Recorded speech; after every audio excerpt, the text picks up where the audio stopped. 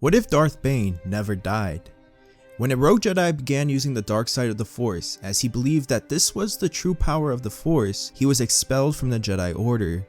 However, he gained followers who became the Sith. The Jedi and Sith quickly became enemies and warred against each other in conflicts like the Jedi-Sith War. However, the Sith's greed for power had provoked infighting, which would lead to their downfall. With the Sith weakened, the Jedi Order triumphed over them. Following their victory, the Jedi believed the Sith Order to be destroyed.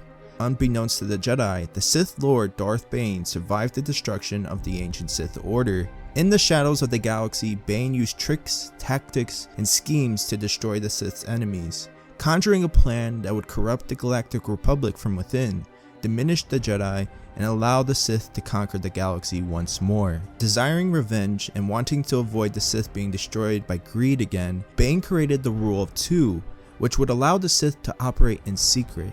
His rule mandated that only two Sith Lords could exist at any given time, a Sith Master and a Sith Apprentice, and one had to die in order for another to come.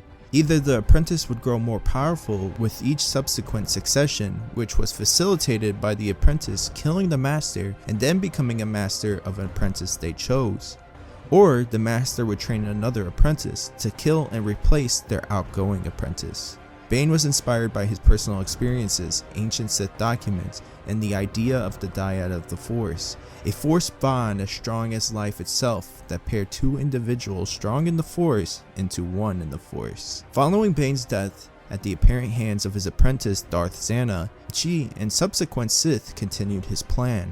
The Grand Plan, also known as the Great Sith Plan and the Sith Conspiracy, was a long percolating plot hatched by the Sith. Its aim was to corrupt the Galactic Republic from within, discredit and diminish the Jedi Order, and ultimately rule the galaxy.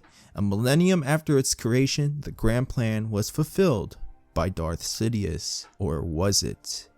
Darth Bane was fearful that his apprentice Darth Zana was not strong enough to carry out his plan, so he learned the secrets of essence transfer, a dark side ability that would allow him to move his consciousness into a new body as his current body was growing weak. Zana would end up challenging Bane, and in their battle he would attempt to transfer his mind into her body.